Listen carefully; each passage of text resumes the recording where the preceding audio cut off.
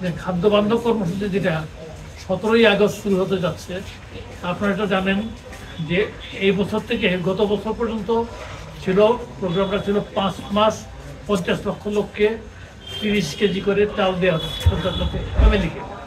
এটা এই বছর সরকার বাড়িয়ে সরকার এটা সম্প্রসারিত করে 55 লক্ষ পরিবারকে দেওয়া হচ্ছে এবং 6 মাস দেওয়া হচ্ছে।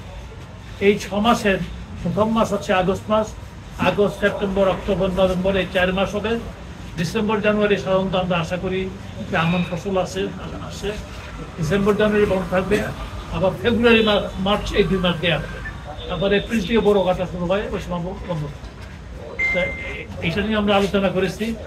এখন দৃষ্টিকল্পনার পদ্ধতির ক্ষমতা দেওয়া হয়েছে, তারা কিনে এটা ব্যবহার করবে।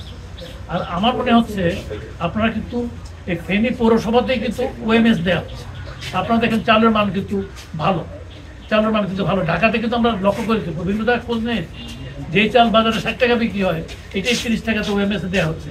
সেই চাউলে 15 টাকা পাবে খাদ্য বান্ধব কর্মসূচিতে, তারা হত দরিদ্র মানুষ, দরিদ্র মানুষ তারা পাবে।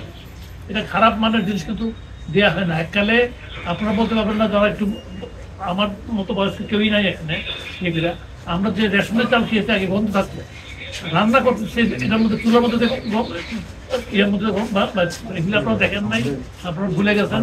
আগে চাল ইম্পোর্ট করা হতো, এগুলোর মধ্যে দেওয়া হতো, এখন সব দিন চলে গেছে। এখন আমরা মূলত এখন আজকে আমাদের খাদ্য মজুদ আছে 22 লক্ষ মেট্রিক টন, এর মধ্যে 20 লাখ মেট্রিক টনের উপর আছে চাল।